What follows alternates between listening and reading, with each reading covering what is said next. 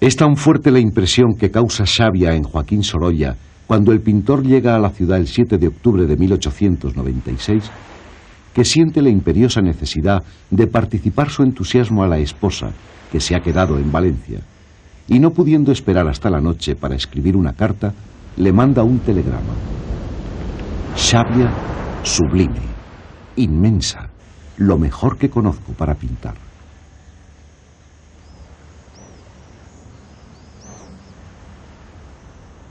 Esto tiene todo lo que yo deseo y más. Y si tuvieras lo que yo tengo delante de mi casita, no encontrarías palabras para enaltecerlo. Yo enmudezco de la emoción que aún me domina. Imagínate que mi casa está situada en el mismo Mónaco o Montecarlo. Esto es todo. Una locura, un sueño. El mismo efecto que si viviera dentro del mar y a bordo de un gran buque. Qué mal hiciste en no venir. Serías tan feliz. Ganarías tanto. Es el sitio que soñé siempre. Mar y montaña. Pero qué mar. Nosotros, los que vivimos meses en Valencia, no podemos tener idea justa de esta grandiosa naturaleza. El Cap de Sant Antoni es otra maravilla, un monumento de color rojizo, enorme, inmenso, y su color en las aguas de una limpieza y un verde brillante, puro, una esmeralda colosal.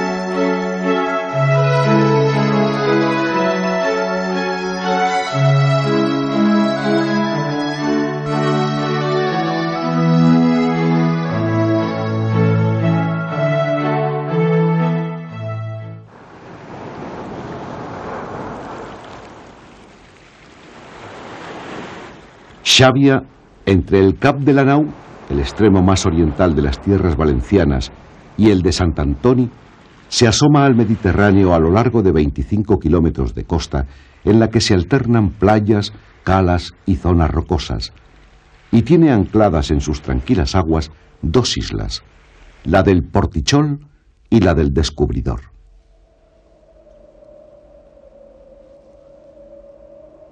El inmenso macizo del Montgó, una de las reservas ecológicas más importantes de la Comunidad Valenciana, con más de 700 especies vegetales distintas, la protege de los fríos del invierno. La brisa que trae el viento de levante dulcifica los rigores del verano. En Xàbia se confunden los azules cambiantes de sus aguas con los indecisos de su cielo. Cada hora es un mar diferente, cada día una nueva luz. Cada estación, un paisaje distinto. Cada uno de los 12 meses, un Mediterráneo nuevo. Como desde cada uno de sus 12 miradores panorámicos, en los que el mar, el cielo y la luz sorprenden sin que el visitante sepa con cuál quedarse, admirado de la magnanimidad de la naturaleza. Los miradores de Xàbia son unos enclaves de dominio público situados sobre lugares privilegiados del litoral, y una muestra de lo que en otros tiempos constituyó una cornisa continua y sin edificaciones que ha soportado una gran presión urbanística que sigue en aumento. Lugares excepcionales por su riqueza biogeográfica, histórica y paisajística, cuyo cuidado es tarea de todos y responsabilidad de todos. El Montgó extiende hacia el este su largo brazo para refrescarse en las aguas del Mediterráneo. y en su viaje hacia el mar se allana en la zona de Les Planes, en donde encontramos el primero de los miradores, el de Els Molins. Entregado al llebeig, el viento del sudoeste, en él se levantó en el siglo XIV un molino de viento que con el tiempo acabaría teniendo 10 compañeros más. Sus torres cilíndricas, amputadas por el tiempo sus aspas, no se atreven los estudiosos a asegurar si fueron 4 o 6, y aprovechados para otros usos los mecanismos de madera de carrasca que molieron durante tantos años el trigo, aún se yerguen como gigantes de piedra desafiando el incesante llebeig. Se detiene bruscamente el Mongó en su carrera hacia el mar, tal vez preso de vértigo, a una altura de 163 metros de las aguas en el Cap de Sant Antoni, en donde forma una planicie desde la que se contempla la tranquila bahía de Xàbia. El lugar fue refugio de eremitas que, huyendo de las pompas mundanas, hallaron en el lugar la soledad y el recogimiento que buscaban para una vida de oración.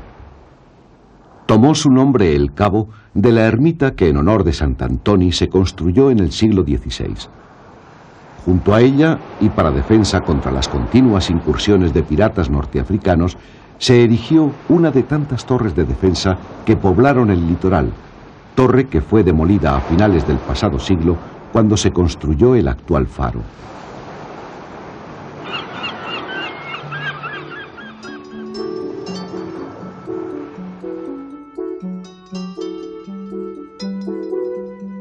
En el tercero de los miradores, la punta del Castell, que cierra por el sur la playa del Arenal, la más conocida y frecuentada por los bañistas y única de arena, se desarrolló entre la segunda mitad del siglo I a.C.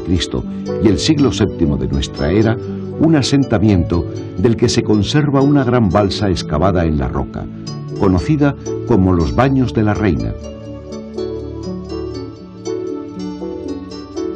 La Sequia de la Noria, el cuarto de los miradores, es una antigua canalización excavada en la roca que permitía la entrada del agua del mar a un área interior ligeramente deprimida para formar unas salinas, conocidas como el Saladar, vinculadas con la factoría pesquera de época romana de la punta del Castell.